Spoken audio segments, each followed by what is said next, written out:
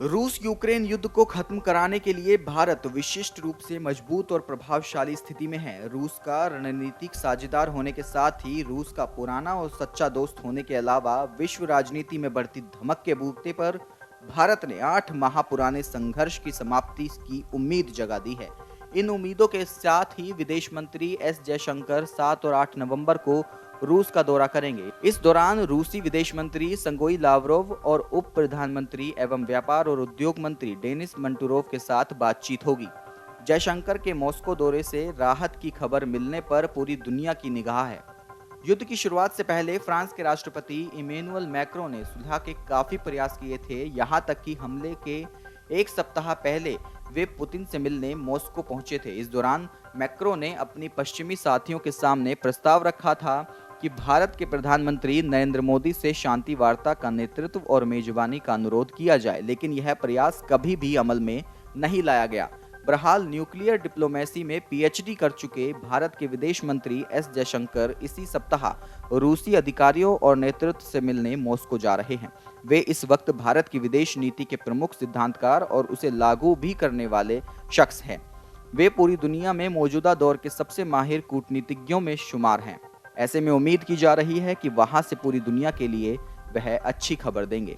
इन उम्मीदों के पीछे एक असल में ऐसे वाक्य हैं जब भारत ने खामोशी से काम करते हुए पूरी दुनिया को बड़ी मुसीबतों से बचाया है। अनाज सौदे को लेकर भारत ने भले ही तुर्की की तरह मुनादी कर पूरी दुनिया के सामने अपनी भूमिका के बारे में नहीं बताया हो, लेकिन पूरी दुनिया में अनाज का संकट पैदा होने पर भारत ने ही रूस को इस करार में शामिल होने के लिए राजी किया था। अगस्त सितंबर में जब परमाणु संयंत्र पर कब्जा करने के लिए रूस ज़पोरिजिया में भीषण बमबारी कर रहा था, तो पूरी दुनिया परमाणु हादसे की आशंका से भयभीत थी। संयुक्त राष्ट्र ने तमाम प्रयास किए, लेकिन रूस और यूक्रेन दोनों ही पीछे हटने के लिए तैयार नहीं हुए। भारत ने रूस को रोकने की जिम्मेदारी ली और अमेरिका से कहा गया कि यूक्रेन को पीछे हटाया जाए। इस तरह से दुनिया के ऊपर मंडरा रहा परमाणु हादसे का खतरा टल गया। सितंबर में उज्बेकिस्तान में शंघाई सहयोग संगठन के शिखर सम्मेलन में पीएम मोदी ने जिस अंदाज में रूस के राष्ट्रपति को नसीहत दी कि यह दौर युद्ध का नहीं, उससे पूरी दुनिया में यह साफ हो गया कि भले ही भारत पश्चिम के दबाव के बावजूद सार्वजनिक तौर पर रूस की आलोचना नहीं कर रहा, लेकिन रूस को काबू करने वाली वास्तविक ताकत वही है। फिलहाल अमेरिका और पश्चिमी देशों को भारत के सामने रूस या उन्हें चुनने की चुनौतियां खड़ी करने के बजाय भारत की मदद से युद्ध को खत्म करने पर ध्यान देना चाहिए। पीएम मोदी के नेतृत्व में भारत नॉन अलाइनमेंट की नीति से बहुत दूर ऑल अलाइनमेंट की नीति पर काफी आगे बढ़ चुका है।